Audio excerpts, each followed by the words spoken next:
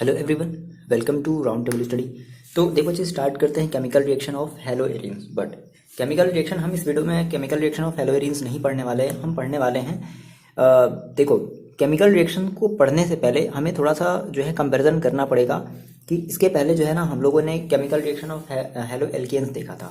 तो यहाँ पर थोड़ी सी हम जो है कंपैरिजन करते हैं कि हेलो एल्केन्स में से और हेलोएरिन्स में से कौन ज़्यादा रिएक्टिव है, ठीक है, और क्यों। ठीक है, बेसिकली हमारा ये जो वीडियो बेस्ड होगा वो होगा इसके बेसिकली क्वेश्चन पर कि ऐसा क्यों है। सबसे पहले तो हम ये देखने वाले हैं कि इस केमिकल रिएक्शन की अगर हम बात करें हेलोएरिन्स की, तो क्या हम इसकी थोड़ी सी कंपैरिजन करने वाले हैं। किसके साथ कंपैरिजन करने वाले हैं? हेलो एल्केन्स के साथ कंपैरिजन करने वाले हैं। तो हम ये देखने वाले हैं कि जो हमारा हेलोएरिन्स है वो हेलो एल्केन्स के कंपैरिजन में ज़्यादा रिएक्टिव है या लेस रिएक्टिव। देखो, अगर सिंपल से वर्ड्स में अगर मेरे से आप पूछोगे तो हम ये कहेंगे सर, हमारी जो हेलोएरिन्स होती है ना, हेलोएरिन्स हमारी जो होती है ना वो हमारी लेस रिएक्टिव होती है, less reactive than haloalkanes. Haloalkanes, ठीक है। अब इसका हम लोग जो है रीज़न जानने वाले हैं क्यों। तो इस वीडियो में केवल और केवल हम लोग डिस्कशन करेंगे कि ऐसा क्यों है भाई। तो इसके बेसिकली 2-3 रीज़न हैं, हम उन 2-3 रीजन को समझने वाले हैं, है ना। और वो कभी कभी आपके डायरेक्टली एग्जाम्स में भी पूछ देता है। ओके, तो ये देखा गया कि हमारा जो हेलोएरिन्स है ना वो हमारे जो है हमने एक रिएक्शन पढ़ा था, न्यूक्लियोफिलिक सब्स्टिट्यूशन रिएक्शन पढ़ा था, ठीक है। तो हमारा जो हेलोएरिन्स है वो थोड़ा सा न्यूक्लियोफिलिक सब्स्टिट्यूशन रिएक्शन के टुवर्ड्स उसकी जो रिएक्टिविटी है वो लेस है। इसका हम लोग रीजन समझने वाले हैं। देखो, पहला जो रीजन बताया गया है कि भाई इसका रीजन क्या है। तो फर्स्ट जो इसका रीजन है वो है, फर्स्ट हम बात करेंगे रेजोनेंस इफेक्ट की बात करते हैं। रेजोनेंस इफेक्ट समझते हैं। ये रेजोनेंस इफेक्ट देखो क्या है, बहुत ही इजी है। इसमें आपको जो है बताना होता है कि एग्जैक्टली ये क्या है और किस तरीके से हम कैसे बता सकते हैं कि भाई रेजोनेंस इफेक्ट के बेसिस पर हम कैसे बता सकते हैं। ध्यान से वर्ड्स को सुनो कि रेजोनेंस इफेक्ट के बेसिस पर कैसे बता सकते हैं कि हेलोएरिन्स हमारा जो है वो लेस रिएक्टिव है देन हेलो एल्केन्स, ठीक है। कौन से रिएक्शन के टुवर्ड्स? न्यूक्लियोफिलिक रिएक्शन के टुवर्ड्स जो है, ठीक है ना। यहाँ पर आप लिख लो चाहो तो, less reactive than haloalkanes towards nucleophilic towards nucleophilic reaction या सब्स्टिट्यूशन रिएक्शन, ठीक है। रिएक्शन, ठीक है, पूरा लिख लेना।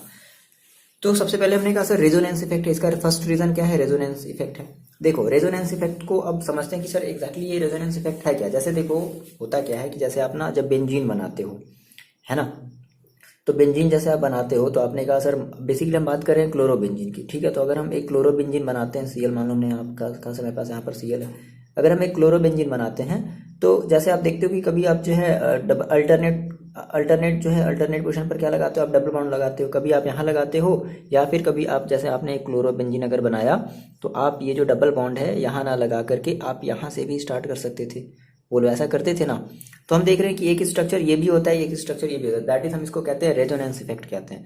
तो रेजोनेंस इफेक्ट को अगर आप देखो सिंपल से वर्ड्स में अगर आप जानना चाहो, ठीक है, तो इसको बेसिकली हम कैसे डिफाइन कर सकते हैं, व्हाट इज रेजोनेंस इफेक्ट। तो आप ये बोल सकते हो कि देखो यहाँ पर बेसिकली हो क्या रहा था, जैसे हमने जो मिटा दिया ना, तो यहाँ पर हमारी जो पाई इलेक्ट्रॉन है, मतलब जो पाई इलेक्ट्रॉन, मतलब जहाँ भी डबल बॉन्ड होता है वहाँ पर आपके पास क्या होता है? पाई इलेक्ट्रॉन होता है, मतलब पाई बॉन्ड होता है। तो वहाँ पर आपके जो पाई इलेक्ट्रॉन है वो कंटिन्यूअसली सिस्टम में क्या करती है? मूव करती है। तो इसी इफेक्ट को हम लोग क्या कहते हैं? रेजोनेंस इफेक्ट कहते हैं। और इस रेजोनेंस इफेक्ट के अगर सिंपल से वर्ड्स में अगर रीजन जान लो, अगर एक लाइन में, अगर 1 मिनट में अगर वीडियो का अगर कंक्लूजन, मतलब इस रेजोनेंस इफेक्ट का अगर कंक्लूजन जानना चाहते हो, तो इस रेजोनेंस इफेक्ट की वजह से हमारे जो क्लोरीन है और कार्बन के बीच में जो है ना पार्शियली डबल बॉन्ड आ जाती है। क्या आ जाती है? पार्शियली डबल बॉन्ड आ जाती है। अब भाई डबल बॉन्ड है, ऑब्वियस सी बात है, जब डबल बॉन्ड है तो वहाँ पर जो बॉन्ड की जो एनर्जी होगी as comparison to single bond के कंपेरिजन में, वो क्या हो जाएगी भाई। जैसे आप जब बोलते थे ना क्लोरोमेथेन है, क्लोरोएथेन है, तो वहाँ पर सभी में क्या होता था? सिंगल बॉन्ड होता था कार्बन और क्लोरीन के बीच। लेकिन यहाँ पर पार्शियली डबल बॉन्ड आ गया, तो जिसकी वजह से जो बॉन्ड की एंथैल्पी है वो थोड़ी सी इंक्रीज हो गई। यानी कि जो ऐसे कह सकते हो कि बॉन्ड की जो स्ट्रेंथ है वो इंक्रीज हो गई। तो इंक्रीज होने की वजह से अब ये थोड़ा सा भाई बॉन्ड तोड़ने में थोड़ा सा ज़्यादा एनर्जी देना पड़ेगा, तो इसलिए थोड़ा सा लेस रिएक्टिव हो जाता है। ये पहला रीजन है। तो इसको हम लोग समझते हैं बनाते कैसे, ये भी देखने वाले हैं। अगर एक सिंपल से कंक्लूजन वर्ड्स में अगर समझना चाहो तो, है ना। बाकी अब ओवरऑल हम इसको थोड़ा सा एक्सप्लेन करते हैं। तो हमने कहा सर रेजोनेंस इफेक्ट एग्जैक्टली है क्या, तो हम ये कहेंगे the ability of system to move its pi electron. कौन सा इलेक्ट्रॉन भाई? Pi electron. The ability of system to move its pi electron. ठीक है, वो अपने पाई इलेक्ट्रॉन कंटिन्यूअसली क्या करता है? मूव करता है। कहाँ? Electron in system. तो this effect is called resonance effect. अब देखो बनाते कैसे, कहने का मतलब क्या है कि आपको क्या सीखना है। आपने कहा कि सर मेरे पास ये था, क्लोरीन था, मतलब क्लोरोबेंजीन था सॉरी। जैसे मान लो आपने कहा कि आपके पास, आपने एक अल्टरनेट आपने मान लो यहाँ लगाया था, एक यहाँ लगाया था और एक आपने मान लो यहाँ लगाया। ठीक है, फिर किसी बच्चे ने मान लो जो है ऐसे भी बना दिया क्लोरीन क्लोरोबेंजीन, कुछ बच्चों ने ऐसे भी बना दिया।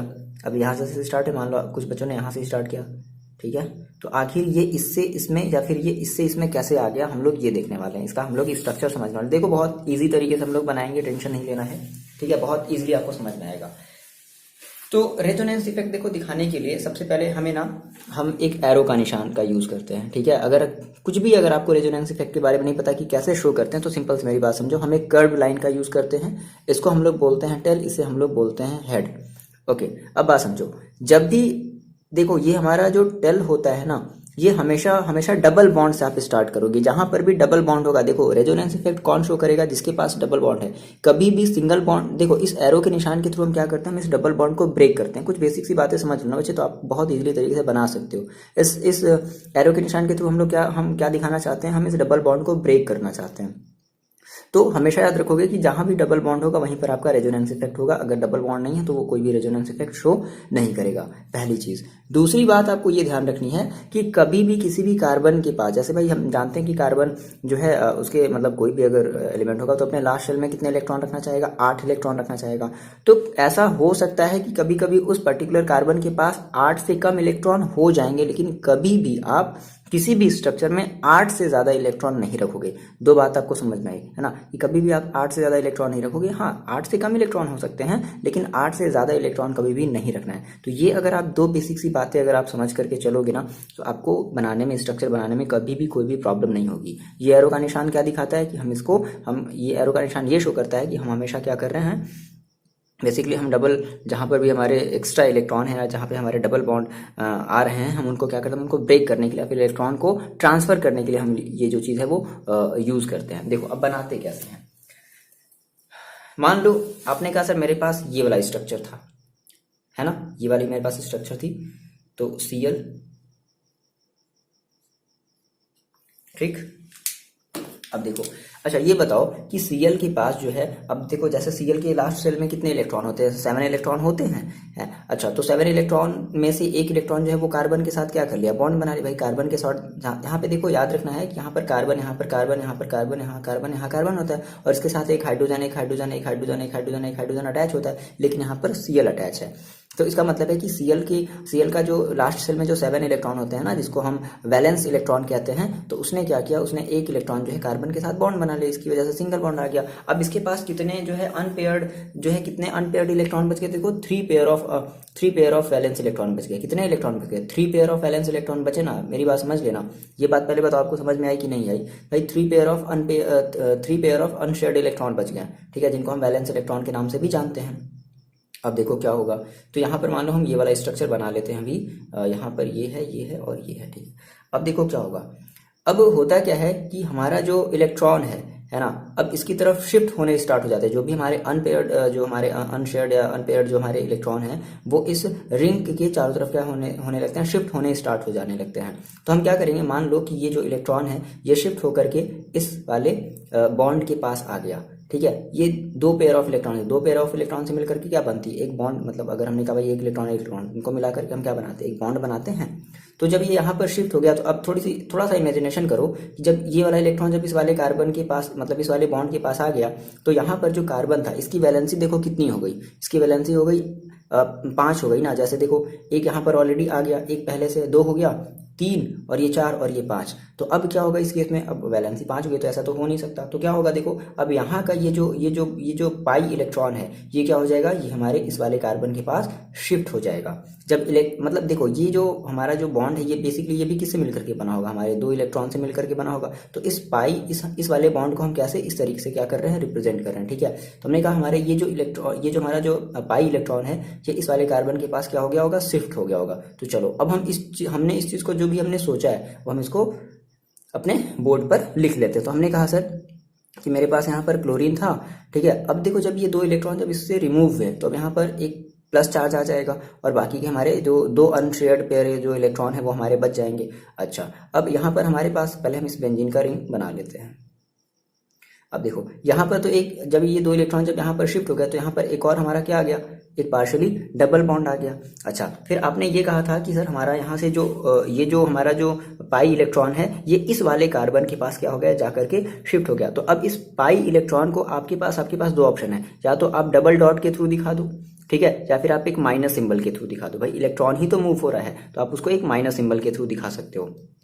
तो हमने कहा कि सर यहाँ पर हमारा जो है ना वो जो है इलेक्ट्रॉन जो है यहाँ पर आकर के क्या हो गया, शिफ्ट हो गया, या फिर आप चाहो तो यहाँ पर माइनस भी दिखा सकते हो ब्रैकेट के अंदर में।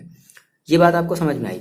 अब देखो, अब जैसे ही ये हुआ तो अब देखो इस वाले कार्बन के पास की अगर हम बात करें तो इस वाले कार्बन के पास तो देखो अभी 8 इलेक्ट्रॉन थे, अब कितने हो गए, फिर 8 से ज़्यादा इलेक्ट्रॉन हो गए। तो हमने कहा कि हमें भाई 8 से ज़्यादा इलेक्ट्रॉन नहीं रखने, तो हम क्या करेंगे, हम अब इस वाले इलेक्ट्रॉन को फर्दर क्या करेंगे, मूव कराने वाले हैं। ओके, मूव कराने वाले हैं, बट मूव कराने से पहले बाकी के हमारे देखो ये जो 2 थे ना, हमने कहा ये जो हमारी जो 2 चीज़ें हैं इनको हम एज इट इज़ जो है मेंशन कर लेते हैं। एक हमारा जो बॉन्ड यहाँ पर था और एक बॉन्ड आप यहाँ पर इस तरीके से लगा दोगे। ठीक है, अब फर्दर क्या करने वाले हो, देखो जब भी हम इलेक्ट्रॉन को मूव करते हैं हम जो कर्व लाइन से मूव कराने वाले तो कर्व लाइन के बीचों बीच रखते हैं ना, ऐसा नहीं कि किसी पर्टिकुलर एक इलेक्ट्रॉन के पास, नहीं, ऐसे बीच में रखा और इस तरीके से हमने क्या कर दिया, हमने ऐसे मूव करा दिया। अब बात समझो, जब यहाँ पर मूव हो जाएगा तो फिर से यहाँ पे देखो इस वाले कार्बन के पास फिर से क्या हो गया भाई, वैलेंसी जो इसकी बहुत ज़्यादा इंक्रीज हो गई। तो अब क्या होगा, देखो अब इस केस में अब ये वाला जो हमारा जो डबल यहाँ पर जो एक जो पाई इलेक्ट्रॉन था ये फर्दर क्या हो जाएगा, ये हमारा फर्दर मूव होकर के फिर से यहाँ पर आ जाएगा। ठीक है, तो हम नेक्स्ट स्ट्रक्चर बना लें। नेक्स्ट स्ट्रक्चर हमारा देखो क्या हो जाएगा, हमने कहा फिर से भाई हमारे पास Cl था, इसके पास 2 अनपेयर शेयर इलेक्ट्रॉन थे और एक हमारे पास इसके पास पॉजिटिव चार्ज आ गया था। ठीक है, ये हमने बना लिया बेंजीन। अब देखो, तो जब ये इलेक्ट्रॉन जब हमारे पास यहाँ पर मूव हुआ तो ये कैसे, यहाँ पर भाई दो इलेक्ट्रॉन है तो अब ये मतलब दोनों इलेक्ट्रॉन मिलकर के यहाँ पर हमारा क्या बना लेगा, एक डबल बॉन्ड बना लेगा। ये डबल बॉन्ड बना लिया। ठीक, अब देखो हमने कहा कि ये वाला जो इलेक्ट्रॉन थी, जो हमारा जो पाई इलेक्ट्रॉन था ये मूव होकर के यहाँ पर आ गया। यहाँ पर आने का मतलब ये, फिर से यहाँ पर क्या कर ले, फिर से हम यहाँ पर 2 इलेक्ट्रॉन को शो कर ले माइनस के साथ, या चाहो तो आप माइनस भी दिखा दो या नहीं भी दिखा तो अभी आपकी मर्जी। अच्छा, एक आपने यहाँ बना लिया और एक देखो पहले से यहाँ पर ऑलरेडी जो है डबल बॉन्ड पड़ा हुआ था। इतनी बात क्लियर हुई। अब देखो, अब फिर से फर्दर ये हमारा जो इलेक्ट्रॉन है फिर से हमारा क्या होगा, डीलोकलाइज्ड होगा, यानी कि फिर से ये मूव होकर के कहाँ चला जाएगा, फिर से ये यहाँ पर चला जाएगा। अब देखो जैसे ही यहाँ पर जाएगा, ठीक है, तो यहाँ पर एक डबल बॉन्ड आ जाएगा। भाई अब डबल बॉन्ड आ गया तो अल्टरनेट मतलब हम कहेंगे ना, अब ये वाले डबल बॉन्ड को क्या होना पड़ेगा, अब इस वाले डबल बॉन्ड को फर्दर मतलब इस वाले पाई इलेक्ट्रॉन को फर्दर मूव होना पड़ेगा। तो फिर से ये वाला क्या हो जाएगा भाई, देखो ये वाला हमारा फिर से जो पाई इलेक्ट्रॉन है ये फिर से हमारा क्या हो जाएगा, फिर से फर्दर मूव हो जाएगा। कहाँ पर, इस वाले कार्बन के पास, इस वाले कार्बन के पास। तो इसका हम फिर से क्या कर लेते हैं, एक स्ट्रक्चर बना लेते हैं। बस यही करना होता है भाई, बहुत ज़्यादा ये आसान है। ठीक है, बहुत ज़्यादा कॉम्प्लिकेटेड वे में इसको नहीं लेना आप। तो हमने ये फिर से एक बेंजीन बना लिया। ओके, अब देखो हमने कहा भाई यहाँ पर डबल बॉन्ड है, ये तो डबल बॉन्ड रहेगा ना। अब देखो, अब बात समझते हैं। तो यहाँ पर ये हमारा जो इलेक्ट्रॉन था ये क्या हो गया, हमारा ये लोकलाइज्ड होकर के फिर से मतलब सॉरी लोकलाइज और डीलोकलाइज में बहुत ज़्यादा फर्क है। हम आपको कभी एक्सप्लेन करेंगे इसको, फिलहाल अभी हम इसको देखते हैं। हम आप बात करते हैं डीलोकलाइज्ड हो गया। तो यहाँ पर हमारा क्या हो गया, इलेक्ट्रॉन आ गया। तो इलेक्ट्रॉन आ गया तो यहाँ पे फिर से इसने क्या किया भाई, यहाँ पे फिर से इसने एक डबल बॉन्ड बना लिया। अब आप समझो, जब डबल बॉन्ड बन गया अब फिर से आपने कहा सर ये वाला जो हमारा जो पाई इलेक्ट्रॉन था ये फिर से शिफ्ट हो गया, इस वाले कार्बन के पास आ गया। इस वाले यहाँ पर एक कार्बन है ना, इस वाले कार्बन के पास आ गया। तो फिर से हम कैसे इसको शो कर दें, फिर से हम इसको 2 इलेक्ट्रॉन के थ्रू यहाँ पर हम क्या कर दें, इस वाले कार्बन को, इस वाले इलेक्ट्रॉन को हमने क्या कर दिया, शो कर दिया। अब फिर से बात समझो, देखो अब ये वाला जो इलेक्ट्रॉन है भाई, ये वाला इलेक्ट्रॉन फर्दर फिर से क्या होगा, फिर से यहाँ पर आ जाएगा, है ना, ये डीलोकलाइज्ड होकर के फिर से यहाँ पर आ गया। अच्छा, जो अब देखो यहाँ पर हम क्या करेंगे, 1 मिनट। ठीक है, यहाँ पर हमने एक बॉन्डिंग बना ली थी। ओके, अच्छा, पहले फिर एक हमारा डबल बॉन्ड जो है यहाँ पर पहले से था। आ रही बात समझ में। फिर अगले स्टेप में अब ये क्या हो जाएगा, ये हमारा जो इलेक्ट्रॉन है फिर से ये इस वाले के पास आ जाएगा। तो अब क्या हो जाएगा, अब यहाँ पर जो हमारे पास डबल बॉन्ड लग जाएगा। तो देखो क्या बन गया हमारे पास, ये देखो फाइनली क्या हो जाएगा, कितने बने 1 2 3 4, ठीक है। तो ये फर्दर हमारे पास यहाँ पर चला गया। और अब देखो यहाँ पर हमारे पास ये जो पाई इलेक्ट्रॉन है भाई, ये भी क्या हमारा एक पाई इलेक्ट्रॉन है, डबल बॉन्ड है ना, वो चाहे आप यहाँ बनाओ चाहे यहाँ बनाओ चाहे इधर बना लो। मान लो कि ये इस तरफ है, ये वाला इस तरफ है, तो फर्दर ये वाला जो आपका जो पाई इलेक्ट्रॉन है ये फिर से कहाँ चला जाएगा, फिर से इस क्लोरीन के पास चला जाएगा। और फिर से क्लोरीन के पास चल करके भाई इसके पास फिर से वापस 2 इलेक्ट्रॉन आ गया। तो 2 इलेक्ट्रॉन आ गए तो ये वाला प्लस का सिंबल क्या हो जाएगा, हट जाएगा। समझ गए बात। तो ये देखो कितना हो जाएगा Cl, फिर से इसके पास वापस कितने इलेक्ट्रॉन आ गए 6, इसके पास लोन मतलब 3 लोन, देखो हम क्या कहेंगे, हम कहेंगे 3 लोन पेयर ऑफ इलेक्ट्रॉन या 6 electron. 3 lone pair of, pair है ना, पेयर का मतलब क्या हमेशा एक साथ 2 होता है, जिसका मतलब चलो तो हम इसको बना लेते हैं। आई होप आपको पेयर लोन पेयर में समझ में आ रहा होगा ये बातें हम जो कह रहे हैं, ठीक है ना। पेयर अगर आप बात करोगे सर पेयर की, कितने लोन पेयर ऑफ इलेक्ट्रॉन है, तो 3 लोन पेयर ऑफ इलेक्ट्रॉन है। अगर ऐसे बोलो कि कितने टोटल इलेक्ट्रॉन है, तो टोटल भाई हमारे 6 लोन इलेक्ट्रॉन है। तो लोन नहीं बोलते हम, लोन पेयर के साथ बोलते हैं। तो 3 हमारे लोन पेयर इलेक्ट्रॉन है। आगे बात समझे। तो फर्दर जब ये वाला जो हमारा जो इलेक्ट्रॉन है, जब ये यहाँ पर जब ये डिलोकलाइज्ड हो गया तो यहाँ पर फिर से क्या आ जाएगा, एक डबल बॉन्ड आ जाएगा। और यहाँ पर जो आपकी जो पहले से जो डबल बॉन्ड थी उसको आप एज इट इज उतार दो। तो देख लो आपके पास ये वाला ऑप्शन था, मतलब ये वाला आपने क्लोरोबेंजीन बनाया था और ये वाला आपके पास फिर से यहाँ पर आ गया। तो इस तरीके से क्या कर रहा है ना कि क्लोरोबेंजीन हमारा जो है ना एक पार्शियली डबल बॉन्ड जो है क्लोरीन और कार्बन के बीच में एक पार्शियली डबल बॉन्ड के नेचर को शो कर रहा है। अब बात समझो, अगर ये डबल बॉन्ड के नेचर को शो कर रहा है, ठीक है, तो इसका मतलब क्या हुआ, देखो अच्छा ये भी देखा गया कि जहां पर जब डबल बॉन्ड बनता है तो उनकी जो बॉन्ड की जो लेंथ है, जब डबल बॉन्ड बनता है ना तो बॉन्ड की जो लेंथ है ना वो थोड़ी सी डिक्रीज हो जाती है। ये एक्सपेरिमेंटली भी प्रूव किया गया। तो उनके जो बॉन्ड की जो लेंथ है ना वो क्या हो गई, वो डिक्रीज हो गई। इसको अभी हम लोग और फर्दर भी एक्सप्लेन करेंगे, अच्छे से एक्सप्लेन करेंगे। फिलहाल एक्सपेरिमेंटली ये देखा गया कि जो बॉन्ड की लेंथ है, पहला तो रीजन ये था, ऑब्वियस सी बात है भाई ये डबल बॉन्ड है तो ऑब्वियस सी बात है ज्यादा एनर्जी आपको तोड़ना पड़ेगा ना। इस क्लोरीन को हटाने के लिए क्या करना पड़ेगा, आपको एक्स्ट्रा एनर्जी देनी पड़ेगी एज कंपेरिजन टू वो क्लोरोमेथेन वाले से। तो यहाँ पर पार्शियली बॉन्ड की वजह से देखो बॉन्ड की जो एंथैल्पी वो तो इंक्रीज हो ही गई, और साथ ही साथ जो है ना यहाँ पर बॉन्ड की जो लेंथ है वो भी डिक्रीज हो गई। तो आपको पता है मैंने डिस्कस भी किया था कि अगर मान लो कोई बड़ी सी स्टिक है, ठीक है, और मान लो कोई एक छोटी सी स्टिक है, तो कौन से स्टिक को तोड़ने में आपको ज्यादा फोर्स लगाना पड़ेगा, ऑब्वियस सी बात है भाई छोटी वाली स्टिक को तोड़ने में आपको ज्यादा फोर्स लगाना पड़ेगा। तो ज्यादा फोर्स लगाना पड़ रहा है, इसका मतलब ये ज्यादा रिएक्टिव नहीं है, इसलिए ये ज्यादा जो है रिएक्टिव नहीं है टुवर्ड्स कौन से रिएक्शन के थ्रू, न्यूक्लियोफिलिक सब्स्टिट्यूशन रिएक्शन के थ्रू ये ज्यादा रिएक्टिव नहीं है। ये बात समझ में आ रही है। तो यहां पर आप छोटी सी ये बात आप मेंशन करोगे कि क्या due to resonance structure of benzene, ठीक है, जो हमारे पास कार्बन और क्लोरीन की जो बॉन्ड है ना भाई, कार्बन और क्लोरीन है ना, carbon and chlorine bond attached by partial, कौन सा लिखेंगे, कैसा double bond, partial double bond बोलेंगे, ठीक है ना, partial double bond attached by partial double bond, ठीक है। अच्छा एक रीजन और इसमें इंक्लूड कर दिया गया कि इस डबल बॉन्ड की वजह से, इस पार्शियल डबल बॉन्ड की वजह से जो क्लोरीन और कार्बन के बीच की जो बॉन्ड की जो लेंथ है वो डिक्रीज हो गई, ठीक है। एंड ऐसे भी लिख दो कि इट ऑल्सो रिड्यूस, मतलब इट ऑल्सो का मतलब क्या कि जो डबल बॉन्ड की जो लेंथ है, ऐसे लिख लो the length of bond also reduced, ठीक है। ये कैसे पता चला, बाय एक्सरे एनालिसिस, ठीक है। तो क्या पता चला कि जो क्लोरीन और कार्बन के बीच की जो बॉन्ड है, किसमें, इन बॉन्ड्स इन CCl है ना, किसमें, इन क्लोरोबेंजीन बेंजीन, क्लोरोबेंजीन, वो देखो कितना दिखा गया, वो दिखा गया 1.69 एंगस्ट्रॉम, ठीक है। बहुत ही बेसिक सी सब बातें आपको ध्यान रखनी है, कभी कभी ऑब्जेक्टिव में पूछता है। एंड बॉन्ड्स इन CCl, किसमें, इन, अगर हम मान लो किसी एक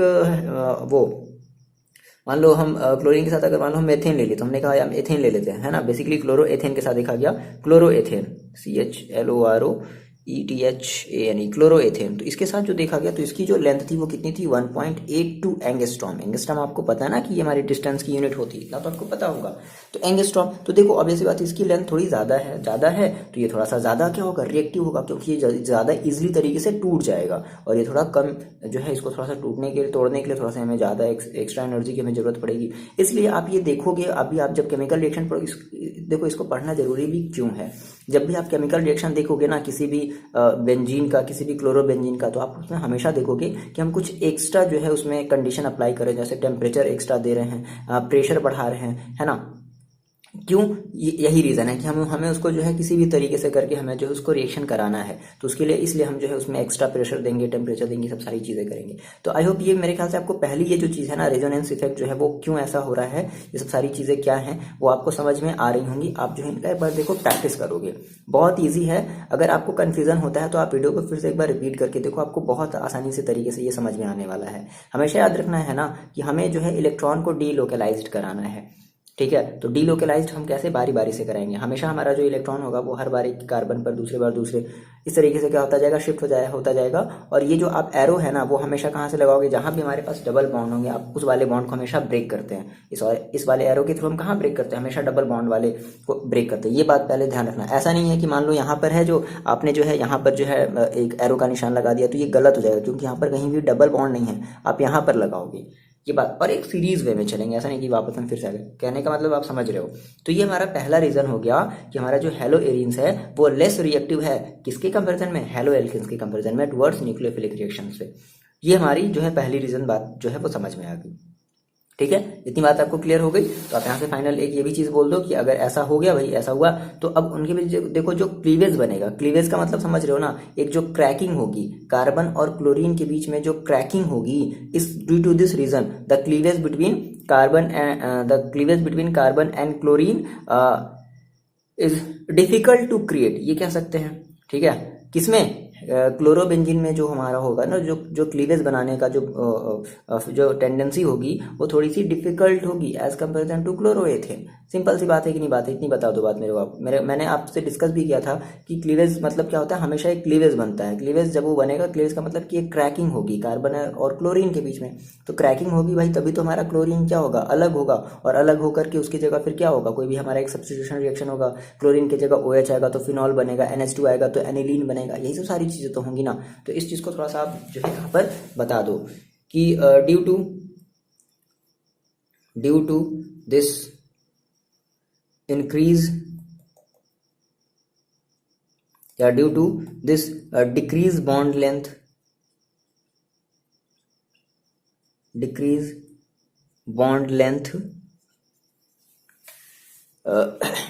क्या हो जाएगा भाई, due to this decrease bond length hello arenes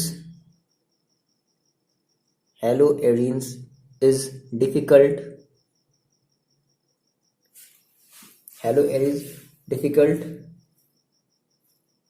to create cleavage, ठीक है। देन हेलो एल्केन्स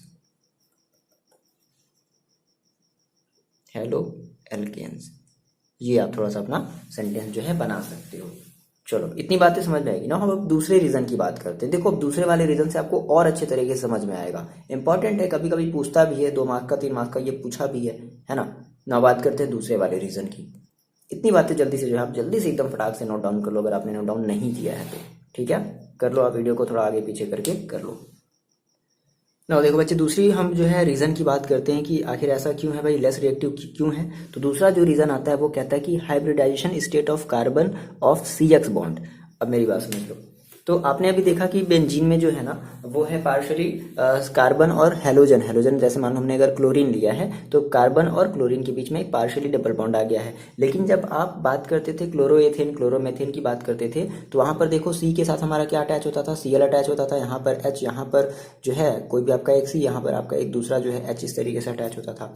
तो यहाँ पर आप देखोगे कि जहाँ पर मैंने आपको बताया भी था स्टार्टिंग में कभी कि या फिर ये थोड़ी सी क्लास 11th की भी चीज़ है, अगर नहीं है तो फिर भी देख लो, समझ लो जहाँ पर भी अगर ये सिंगल सिंगल सिंगल बॉन्ड है तो वहाँ पर हमारे क्या होते हैं, वहाँ पर हमारे sp3 जो है कार्बन हाइब्रिडाइजेशन होता है। ठीक है, तो हमने कहा कि यहाँ पर सर हमारे इस वाले में यानी कि हमारे पास जो हेलो एल्केन्स होते थे, हेलो एल्केन्स की अगर हम बात करें तो वहाँ पे हमारे पास जो है कार्बन के बीच कार्बन और क्लोरीन के बीच में हमारा जो है ना sp3 हाइब्रिडाइजेशन होता था। किसके बीच में? कार्बन और क्लोरीन के बीच में। लेकिन जब आप अगर बात करो आपने कहा सर जब हम क्लोरीन वाले की बात कर रहे थे, है ना, मतलब ये क्लोरोबेंजीन की जब हम बात कर रहे थे तो हमने कहा सर यहाँ पर हमारे पास जो है पार्शली जो है वो डबल बॉन्ड आ गया था, पार्शली डबल बॉन्ड आ गया। तो पार्शली डबल बॉन्ड आने की वजह से अब इनके बीच में जो है कैसी हाइब्रिडेशन हो गई, इनके बीच में हो गई sp2 हाइब्रिडाइजेशन।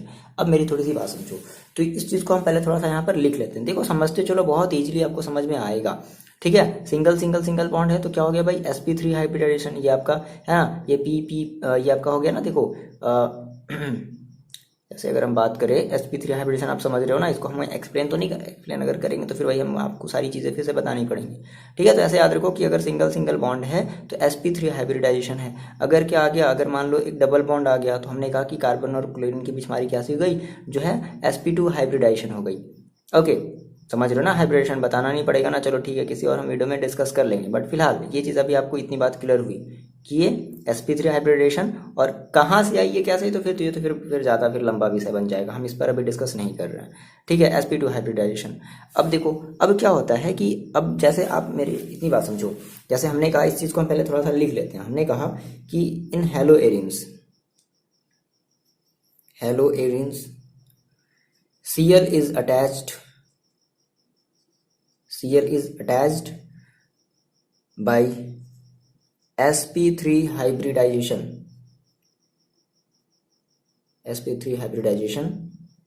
कार्बन, या फिर sp3 हाइब्रिडाइज्ड कार्बन लिख लो, sp3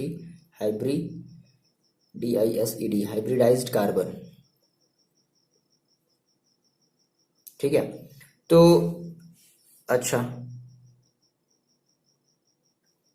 ठीक, अब देखो एंड हमारा अगर हम बात करें इन हेलो एल्केन्स में बात करें, अगर हम हेलो एल्केन्स की अगर हम बात करें तो हेलो एल्केन्स में हमारा जो कार्बन और क्लोरीन के बीच में जो कौन सी हाइब्रिडाइजेशन होती है वो हमारी होती है sp2 हाइब्रिडाइजेशन होती है। अब देखो होता क्या है, एनर्जी के मामले में हमारी जो sp2 हाइब्रिडाइजेशन होती है वो sp3 के कंपैरिजन में उल्टा कर दिए, क्या उल्टा कर दिया, सॉरी उल्टा कर दिया। देखो मैंने यहाँ पर लिखा भी है ना, कंफ्यूज नहीं होना, थोड़ा सा हम यहाँ पर कंफ्यूज हो गए, मतलब कंफ्यूज क्या, हेलो एरिन्स ले लिए। मैंने यहाँ पर देखो बताया भी है कि हमारा ये क्या, हमारा जो CCl मतलब ये हमारा एक क्या है, हमारा हेलो एल्केन्स है। तो हेलो एल्केन्स में क्या होता है भाई, sp3 होता है। ठीक है ना, तो हम यहाँ पे हेलो एल्केन्स में क्या कर दे रहे हैं, हेलो एरिन्स की जगह हम यहाँ पे कर दे रहे हैं हेलो एल्केन्स। ये थोड़ा सा समझ लो, सॉरी मिस्टेक हो गया। और यहाँ पर हमारा क्या है, यहाँ पे हमारा हेलो एरिन्स है। यहाँ पर हमारे पास क्या होगा भाई, sp2 होगा और यहाँ पर होगा sp3। देखो अब हमने कहा कि सर हमारे पास जो sp2 जो हाइब्रिडाइजेशन है और sp3 जो हाइब्रिडाइजेशन है इसकी एनर्जी ज़्यादा होती है। अब ऐसा क्यों सर, अगर आप रीजन जानना चाहते हो, पहले तो आप ये बात याद रखो कि अगर हम लिखें सर sp, ठीक है, और sp2 और sp3, तो इसमें हमारी जो सबसे ज़्यादा जो एनर्जी होगी वो हमारी sp के पास होगी, उसके बाद उससे ज़्यादा एनर्जी sp2 के पास होगी, और सबसे कम एनर्जी, सबसे लीस्ट एनर्जी होगी वो sp3 के पास होगी। ये बात अगर आप जानना चाहते हो सर, इसका रीज़न जानना चाहते हो, देखो बड़ा ही सिंपल सा रीज़न इसलिए बता दे रहे हैं। होता क्या है, पहला रीज़न तो ये बताया जाता है कि हमारा जो s ऑर्बिटल, मतलब कि देखो अगर हम कहें कि sp में अगर हम ये कहें तो अगर हम बात करें sp में, ठीक है, अगर हम बात करें sp2 में, अगर हम बात करें sp3 में, तो sp में s का जो कंट्रीब्यूशन है ना, sp वाले हाइब्रिडाइजेशन में s का जो कंट्रीब्यूशन है वो इसके कंपैरिजन में क्या है, थोड़ा सा सबसे ज़्यादा है भाई। कितने परसेंट है, मान लो अगर हम ये कह रहे हैं कि अगर ये sp है तो मान लो अगर 50% अगर p है, ठीक है, तो 50% क्या होगा, s होगा। अच्छा sp2 वाले में देखो क्या होगा, मान लो अगर टोटल अगर ये 100% है, तो अगर जो है हम ऐसे कह लें कि जो s का जो परसेंटेज होगा वो कितना होगा, वो होगा आपका जो है sp2 है ना, तो ये आपका हो जाएगा कितना, 25% हो जाएगा 25 से ज़्यादा हो जाएगा, कितना हो जाएगा भाई, देखो इसको थोड़ा सा कैलकुलेट करोगे आप तो लगभग ये आपका जो है ना 33% के आसपास आएगा। एस का जो है कंट्रीब्यूशन वो 33% के आसपास आएगा। इस वाले में कितना आएगा भाई, 25% के पास आएगा। तो आप देख रहे हो कि एस का जो कंट्रीब्यूशन है वो कंटिन्यूसली डिक्रीज होता जा रहा है। ठीक है ना। तो अगर एस की जो कंट्रीब्यूशन अगर डिक्रीज होती जा रही है तो इसका मतलब है कि जो एनर्जी होगी इस हाइब्रिडाइजेशन की वो भी क्या होती जाएगी, डिक्रीज होती जाएगी। अब आपने कहा कि सर ऐसा क्यों है, तो आपको पता है कि आपका जो न्यूक्लियस होता है, न्यूक्लियस के देखो जैसे हमने कहा कि भाई हमारा जो भी न्यूक्लियस है, मान लो आपका ये अगर न्यूक्लियस है तो न्यूक्लियस के चारों तरफ क्या होते हैं, हमारे इलेक्ट्रॉन होते हैं। ठीक है। अब हमारे मान लो हमारी ये एनर्जी लेवल को शो करता है, हमारी क्या एनर्जी लेवल है। अब इस एनर्जी लेवल में हमारे क्या होते हैं, एसपीडीएफ होते हैं। तो ऐसा कहा जाता है या ऐसा है कि हमारा जो एस वाला जो ऑर्बिटल्स है ना वो इस न्यूक्लियस के काफी नजदीक होता है। जो एस ऑर्बिटल है वो काफी क्या है, न्यूक्लियस के नजदीक है। और पी ऑर्बिटल थोड़ा सेम एनर्जी लेवल की बात कर रहे हैं। देखो होता है ना, शेल होते हैं, शेल के अंदर फिर ऑर्बिटल्स होते हैं, ये है ना। तो अब हमारी जो एस वाला जो ऑर्बिटल्स है वो इस न्यूक्लियस के काफी नजदीक है। तो जो भाई जो अगर न्यूक्लियस के काफी नजदीक होगा तो इसकी एनर्जी क्या होगी, ज्यादा होगी एज कंपेरिजन टू पी वाले में। तो अगर एस का कंट्रीब्यूशन अगर ज्यादा है तो एनर्जी ज्यादा होगी, और जैसे जैसे एस की कंट्रीब्यूशन जो है कम होती जाएगी वैसे वैसे उसकी एनर्जी भी कम होती जाएगी। कहने का सीन है कि यहाँ पर अब 3 पी और 1 एस है, तो अभी से बात है एस का कंट्रीब्यूशन थोड़ा क्या हो गया, कम हो गया। यहाँ पर 1 एस 2 पी है तो एस का यहाँ पे कंट्रीब्यूशन थोड़ा सा ज्यादा है, और यहाँ पर सबसे ज्यादा एस का कंट्रीब्यूशन है। देख लो ना, 50%, 33% और 25%।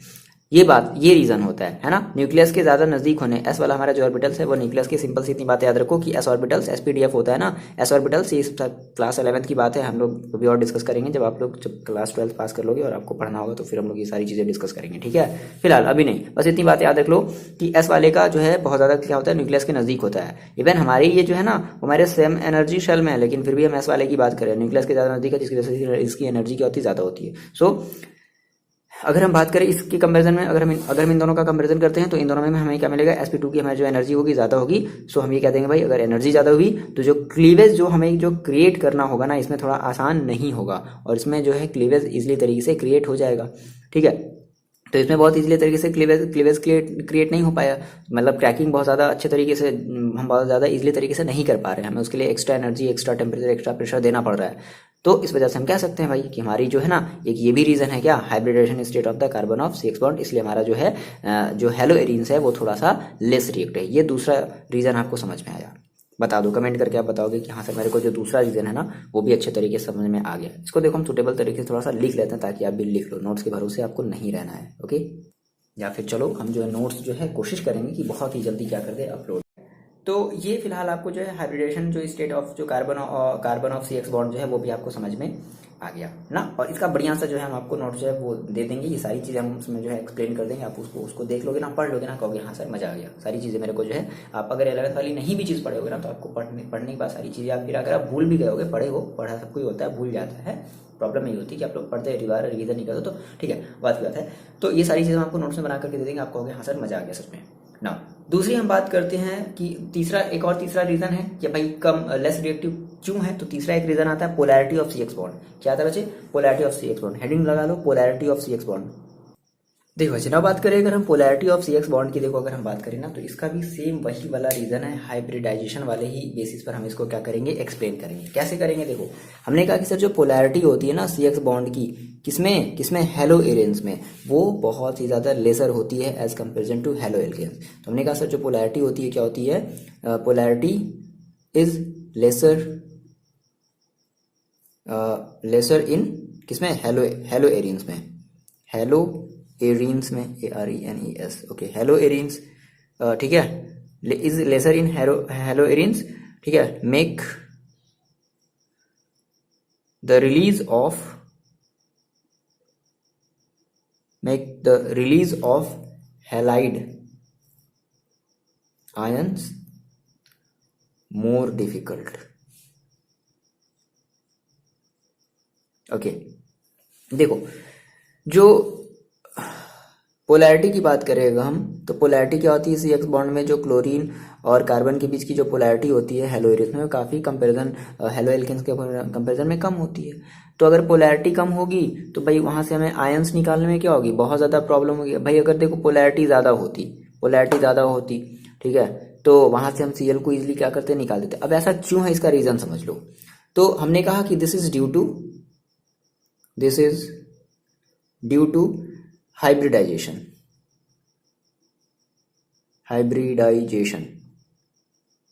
ठीक है, किसके बीच, this is due to hybridization, किसके बीच हो रहा था हमारा, hybridization of carbon atom of CX bond. अब देखो ऐसा, देखो इस हाइब्रिडाइजेशन वाले को थोड़ा सा हम लोग इस तरीके से समझते हैं। जैसे हमने कहा, देखो अगर हम एक बात यहाँ से अगर ये कहें, इसके स्टेटमेंट में मतलब इस चीज़ के वेरिफिकेशन में एक चीज़ ये बात बोली गई कि हमारा जो ये जो हाइब्रिडाइजेशन है ना, जैसे हमने कहा कि sp2 जो हाइब्रिडाइज्ड कार्बन है, sp2 हाइब्रिडाइज्ड कार्बन इन हेलोएरिन्स बीइंग मोर इलेक्ट्रोनेगेटिव। ऐसा क्यों बोल दिया गया, थोड़ा सा समझते हैं। इलेक्ट्रोनेगेटिव किसके, तो कंपैरिजन भी तो हमें करना है ना, बीइंग मोर इलेक्ट्रोनेगेटिव, है ना। सो अब अगर ज़्यादा, देखो अगर ज़्यादा इलेक्ट्रोनेगेटिव है, जैसे मान लो हम कहते हैं कि अगर कोई भी चीज़ अगर ज़्यादा इलेक्ट्रोनेगेटिव है तो दैट मीन्स उसके पास इलेक्ट्रॉन को एक्सेप्ट करने की प्रॉपर्टी बहुत ज़्यादा है। अच्छा, तो इसका अगर आप उल्टा अगर आप बोल दो कि अगर सर वो ज़्यादा इलेक्ट्रोनेगेटिव है, दैट मीन्स वो इलेक्ट्रॉन बहुत ईजिली तरीके से रिमूव नहीं करेगा। ये बात समझ में आ रही है। पहले थोड़ा सा इसका जस्ट सपोज समझो। मैंने कहा आपसे कि हमारा जो sp2 हाइब्रिडाइज होने की वजह से कार्बन, ठीक है, कार्बन मतलब हेलोएरिन का हमारा जो कार्बन होगा वो क्या होगा, काफ़ी ज़्यादा इलेक्ट्रो, जैसे देखो हम बात करें पोलैरिटी की, तो वहाँ पर हमने देखा था ना कि हमारा C और L के बीच, मतलब X और के बीच में उसमें हेलो एल के में C और X के बीच में बढ़िया सी पोलैरिटी बन गई थी, जिसकी वजह से वो इजी तरीके से क्लीवेज बन गया था और क्लीवेज बनने की वजह से टूट गया था। लेकिन यहाँ पर हम ये कह रहे हैं ना कि कार्बन जो है ना वो थोड़ा सा ज़्यादा इलेक्ट्रोनिगेटिव है एज कंपेरिजन टू कौन से वाले कार्बन के, जो कि हमारा जो वो हेलो एल्केन्स वाला जो कार्बन है। तो अब अगर ज़्यादा इलेक्ट्रोनेगेटिव है तो आपको इलेक्ट्रोनेगेटिव का मतलब क्या पता है कि जो इजीली तरीके से इलेक्ट्रॉन को लेता हो, देता नहीं हो। अच्छा, अगर वो इजीली तरीके से इलेक्ट्रॉन को अगर ले रहा है, इसका मतलब जस्ट अपोजिट अगर आप करो तो आपको क्या मिलेगा कि जो थोड़ा सा इलेक्ट्रॉन डोनेट करने में थोड़ा सा डिफिकल्टी दिखाए।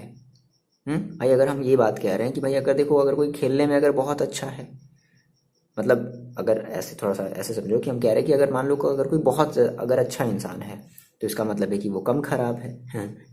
क्या बात करो सर, ये तो हाँ सही बात है।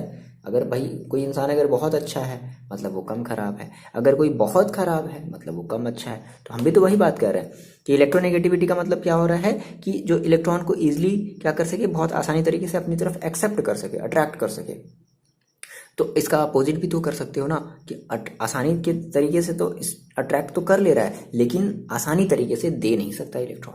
तो दैट इज हमारा वो तो अब ये क्या होगा ना, ये अपने इजीली तरीके से इलेक्ट्रॉन को लूज नहीं करेगा, मतलब क्लोरीन को जो है ना, हेलोजन को जो अपना जो कार्बन है वो आसानी से इलेक्ट्रॉन नहीं देगा।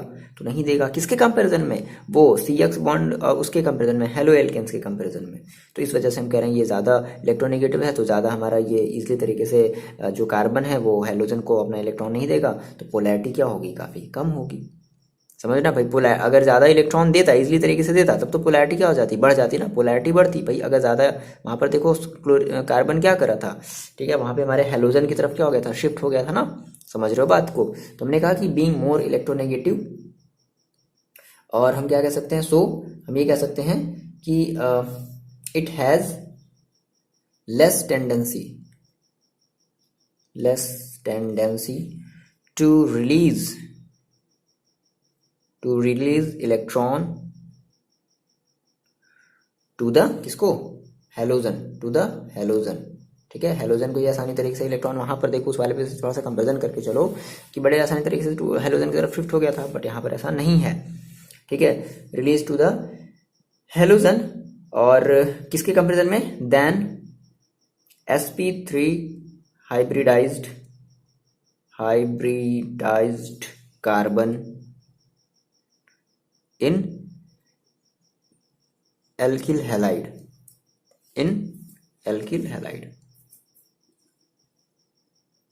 याद आया क्या थोड़ा, यहाँ पर हमारे पास C था, X था, ये इसके पार्शियली इसकी तरफ क्या हो गया था, शिफ्ट हो गया था। ये वाला जो बॉन्ड है पार्शियली इसकी तरफ क्या हो गया था, शिफ्ट हो गया था। बट यहाँ पर ऐसा नहीं है इसके कंपैरिजन में। ये रीज़न है, हम लोगों ने ये 3 रीज़न पढ़ लिया। आई होप आपको ये समझ में आया होगा, आपने ये चीज़ें लिख ली होंगी। तो इन्हीं तीनों रीज़न के बेसिस पर अब जो है हम अपना अगला देखने वाले हैं, केमिकल रिएक्शन ऑफ हेलोएरिन्स, ठीक है। तो आपको ये वीडियो कैसा लगा आप जरूर जो है कमेंट करके बताओगे, ठीक है। और कोशिश करेंगे कि नोट जो हम जल्दी से अपलोड कर दें डिस्क्रिप्शन बॉक्स में। ओके, चलो मिलता है नेक्स्ट वीडियो में। पढ़ाई करते रहो और अपना ख्याल रखो।